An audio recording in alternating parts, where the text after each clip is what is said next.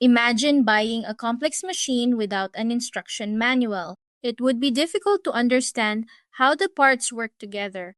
The human body is far more complex than any machine, yet it operates continuously, performing thousands of processes every second.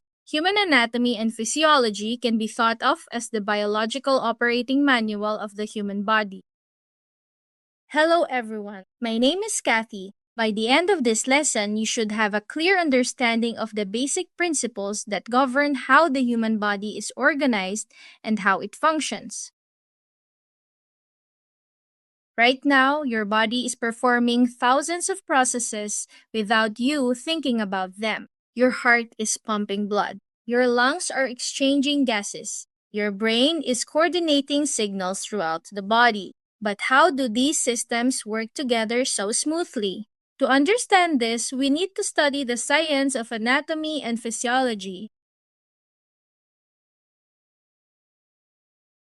Anatomy and physiology are closely related fields that help us understand the human body. Anatomy focuses on structure. It examines the physical form of the body and the relationships between body parts. Physiology focuses on function. It explains how those structures perform processes that allow the body to survive and adapt. You can think of anatomy as studying the parts of a machine, while physiology studies how those parts operate together. Both are necessary to understand how the body works as an integrated system. In biology, structure and function are strongly connected. The structure of a body part often determines what it can do. For example, the lungs contain millions of tiny air sacs with thin walls. This structure allows oxygen and carbon dioxide to move easily between air and blood. Similarly, bones are strong and rigid, which allows them to support the body and protect vital organs.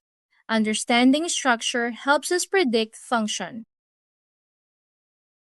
The human body is organized in several hierarchical levels, starting from the simplest components and building up to the entire organism. These levels include chemical level atoms and molecules, cellular level the smallest living units, tissue level groups of similar cells working together, organ level structures made of multiple tissues, organ system level organs working together, organism level the entire human body. This layered organization allows the body to perform complex functions efficiently. Before we move forward, consider this question. Why must cells form tissues before organs can exist? Cells combine to form tissues, tissues combine to form organs, and organs work together to form organ systems. The human body contains multiple organ systems that work together to maintain life. Each system performs specialized functions, but no system works independently. Instead, the body operates like a coordinated network where different systems communicate and support each other. Understanding these systems helps us see how the body maintains health and responds to challenges. The organ systems of the body function as an integrated network. For example, when you exercise, the respiratory system increases oxygen intake. The cardiovascular system transports oxygen to muscles. The muscular system uses that oxygen to produce movement. This coordination allows the body to adapt to changing conditions. Some organ systems provide structural support while others regulate body activities. The integumentary, skeletal, and muscular systems form the structural framework of the body. The integumentary system includes the skin and protects the body from external threats. The skeletal system provides support and protects internal organs. The muscular system enables movement and helps maintain posture. Together, these systems form the body's physical foundation. The nervous and endocrine systems act as communication networks within the body. The nervous system uses electrical signals to transmit information rapidly. The endocrine system releases hormones that regulate processes more slowly but over longer periods. These systems ensure that different organs respond appropriately to changes inside and outside the body. The cardiovascular and lymphatic systems are responsible for transport and defense. The cardiovascular system circulates blood throughout the body, delivering oxygen, nutrients, and removing waste. The lymphatic system helps maintain fluid balance and plays an important role in immune defense. They help protect and maintain the internal environment. Several systems are responsible for processing materials and maintaining internal balance. The respiratory system exchanges oxygen and carbon dioxide. The digestive system breaks down food and absorbs nutrients. The urinary system removes waste products and regulates fluid balance. These systems support metabolism and maintain stability within the body. The reproductive system is responsible for producing new individuals. Unlike other systems that maintain the individual organism, the reproductive system ensures the continuation of the species. It produces reproductive cells and supports fertilization and development. One of the most important principles in physiology is homeostasis. Homeostasis refers to the body's ability to maintain a stable internal environment. Even though the external environment may change, the body continuously adjusts its internal conditions to maintain balance. This stability is essential for cells to function properly.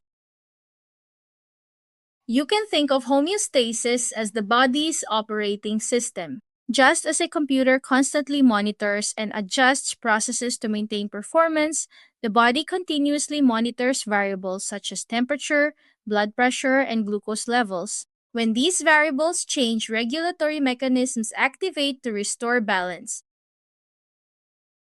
Most homeostatic regulation occurs through negative feedback loop. In negative feedback, a change in a variable triggers a response that counteracts the original change. For example, if body temperature rises, the body activates sweating to release heat.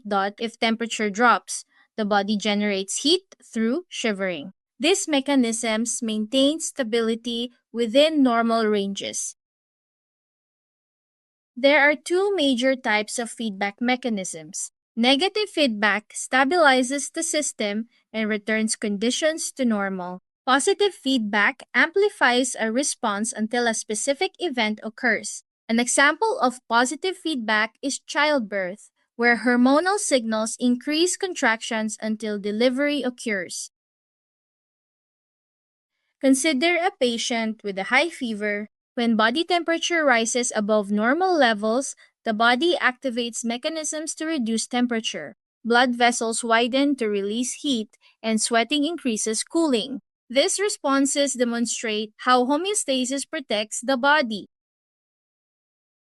To describe body structures accurately, scientists use standardized anatomical terminology.